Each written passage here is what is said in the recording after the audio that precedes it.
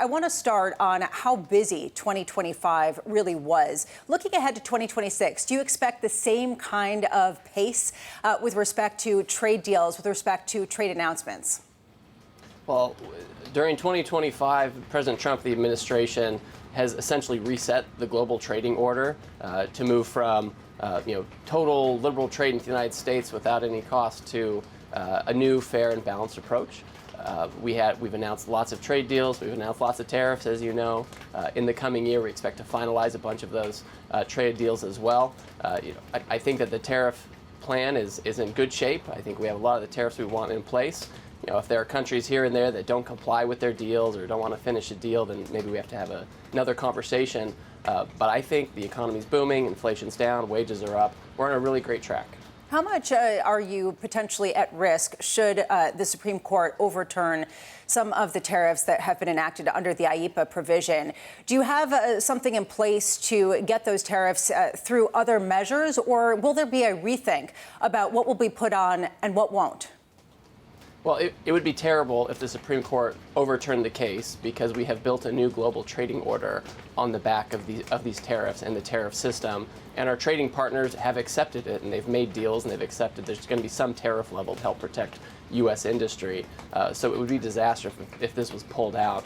All that being said, we will do whatever we need to do to make sure that we can maintain the tariffs we need and keep the deals in place. Obviously, we want the flexibility of the emergency powers that Congress has given to the president. That's the most effective way to deal with it. It's what's made him so effective this year in negotiating. But absent that, we'll work and we'll find a way to make sure we can keep all these gains we've made over the past year. Representative Greer, there's also a feeling right now that cost of living concerns are coming to the fore, and President Trump has talked about removing some of tariffs on specific goods, particularly having to do with food, as a way of alleviating some of the price concerns. How does that factor into discussions going forward? Do you think that that will be an increasing part of your thought process as you go through some of these trade negotiations? Well, any good president wants to address affordability, and our president is. And over the past month, we saw, dairy, fruit and vegetables, all kinds of prices go down for basic staples. So that's a great development. Going forward, the president removed some tariffs in connection with some deals related to food coming from abroad, bananas, coffee, cocoa, the kinds of things we just don't make in the United States. The United States is a food powerhouse.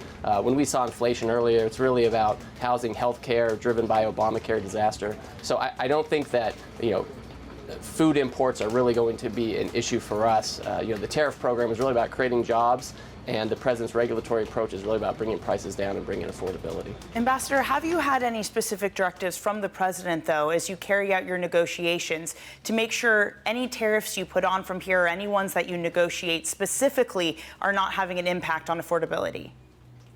The way you put it there, a specific direction, I would say no.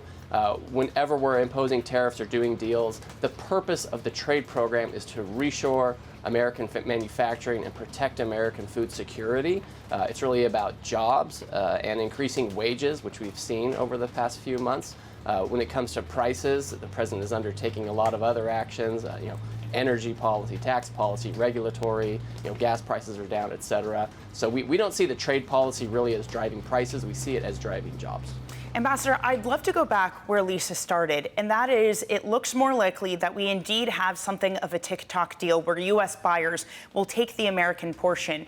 You, after some of the negotiations in Madrid, were talking about how this deal, how this company was part and parcel of a variety of matters when it comes to negotiating with your Chinese counterparts. So have you had more discussions about this deal with TikTok? Does it seem likely that China will let it happen? So there are two layers to the TikTok deal. One is the private sector layer, where the private parties are concluding a deal. And then there's a layer of government approvals between the United States and China. And so my conversations with the Chinese government over the past few months, as you mentioned, have covered a variety of issues. One of them has been TikTok. Back at our discussions in Madrid, we came to an essential agreement that if the private parties came to agreement, that the Chinese would approve it. So we expect approval by the government of China in alignment with that agreement we reached earlier this year. We're hearing about not only this deal with respect to TikTok and some investors in the U.S., but also a review process to sell H200 chips into China. And I'm just wondering, stepping back, if all of these are pieces of a bigger deal that will come to fruition in 2026 between the U.S. and China. I would say with the H200 export control issues, those really are standalone. That was not a negotiated outcome in the United States with respect to export controls. Those are not something that are really subject to negotiation. Those are national security and commercial decisions made by the federal government. So that's kind of standing on its own. With respect to the rest of the China deal, right now we're trying to make sure that rare earths continue flowing from China. You know, they've bought over 5 million metric tons of soybeans at this point, and we're trying to keep trade flowing between the two countries in a way that makes sense. Do you expect a bigger deal other than just sort of steady reset kind of idea that we've talked about with respect to the U.S. and China? Do you expect something more comprehensive to be outlined next year? It's a little hard to say at this point. You know, goal one is stability. For me, and everyone's heard me say this before, we need trade with China to be much more balanced. Our trade deficit with China has decreased by 25% this year alone under President Trump's policy, so that's going the right direction. I can foresee a situation in the first half of next year where we come to some kind of agreement with China on exactly what we should be trading with each other and even in what volumes. It's a little bit of managed trade, but it's the kind of thing that can be healthy and stable. You know, given the way that Chinese government runs its economy, it just doesn't mesh very well with the way we want to run our economy. That just means we have to manage it a little bit more, and I think there's a possibility of that. I'm not sure I'd call it comprehensive, but I'd call it confidence building. Ambassador, I think a lot of the confusion for many people comes around national security. One of the points that you mentioned just a moment ago, especially things with H200 chips, giving chips to China was seen an issue of national security, even giving F-35s to Saudi Arabia. What does that mean for national security? Because critics would say that it means that national security is up for sale. What would you say to those critics? So with respect to the F-35, that's not my. I used to be in the Air Force, but it's not my wheelhouse. On the H200s and export controls generally, export controls have always been fluid. They've never been static. The very nature of export controls is that the U.S. government is constantly reviewing the state of technology and assessing what technologies can be sold and which ones can't, and balancing national security and assessing whether or not there's foreign availability. Everyone knows that the Chinese are quickly also trying to develop their own AI chips, semiconductor tools to make those chips, et cetera. It's a race.